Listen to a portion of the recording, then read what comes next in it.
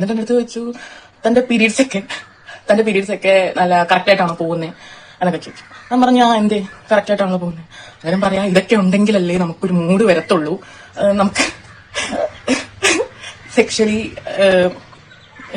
അതിന് ഒരു മൂഡ് വരത്തുള്ളൂ, ഇതൊക്കെ ഉണ്ടെങ്കിലല്ലേ അങ്ങനെ ഒരു മൂഡ് വരത്തുള്ളൂ, കറക്റ്റ് അല്ലേ. എന്നിട്ട് എന്റെ അടുത്ത് പറഞ്ഞു ഇങ്ങനെ ഓപ്പൺ ആയിട്ട് ശരീരം ഇത് എവിടെ ശരീരം കാണിക്കുന്നത്, സ്ലീവ്ലെസ് എന്ന് പറഞ്ഞിട്ട് എവിടെ ശരീരം കാണിക്കുന്നത്, ഇങ്ങനെ ശരീരം കാണിക്കുന്ന ഉടുപ്പിട്ട വണ്ണം തോന്നിക്കുന്നു, നല്ല തടി തോന്നിക്കുന്നു, വല്ല ചുരിദാറൊക്കെ ഇട്ടിട്ട് ഇറങ്ങ്, 20 വയസ്സിൽ കല്യാണം കഴിക്കുന്നതല്ലേ. ഞാൻ ചോദിച്ചു എന്തിനാ അത്രയും നേരത്തെ കല്യാണം കഴിക്കുന്നേ, എനിക്ക് അത്രയും നേരത്തെ കല്യാണം കഴിക്കണ്ട, അന്നേരം പിന്നെ എപ്പോഴാണ് കല്യാണം കഴിക്കേണ്ടത്, ഇയാളെന്തിനാ അതൊക്കെ തിരക്കുന്നത്.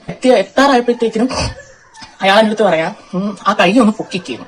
ഞാനിത് എന്തോ കാര്യത്തിന് എന്തിനാ പറയാ, ഒന്ന് കാണാനാ ആ ശരീരം ആ വണ്ണമൊക്കെ ഒന്ന് കാണാനാണ്. ഞാൻ പറയാം അതിന്റെ ആവശ്യമില്ലെന്ന് പറഞ്ഞു. ഇത് കഴിഞ്ഞ ദിവസം എറണാകുളത്ത് വെച്ച് ഒരു പെൺകുട്ടി ഊബർ ഓട്ടോയിൽ കയറിയപ്പോൾ ആ പെൺകുട്ടിക്ക് ആ ഓട്ടോ ഡ്രൈവറിൽ നിന്നുണ്ടായ ഒരു ദുരനുഭവത്തെ കുറിച്ചാണ് ഈ തുറന്നു പറയുന്നത്.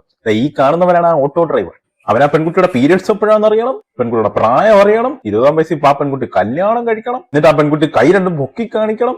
എന്തൊക്കെ കഴപ്പാണെന്ന് ഓർത്തോണേ. എന്തായാലും ഇവന്റെ വീട്ടിൽ അമ്മയും ഭാര്യയൊക്കെ കാണുമല്ലോ. അപ്പൊ ഈ വീഡിയോ അവന്റെ ഭാര്യയൊക്കെ കാണുന്നുണ്ടെങ്കിൽ ഭർത്താവിനോട് പറയുക എനിക്കുള്ളതൊക്കെ തന്നെയാണ് ആ പെൺകുട്ടിക്ക് ഉള്ളത് എന്ന് പറയുക.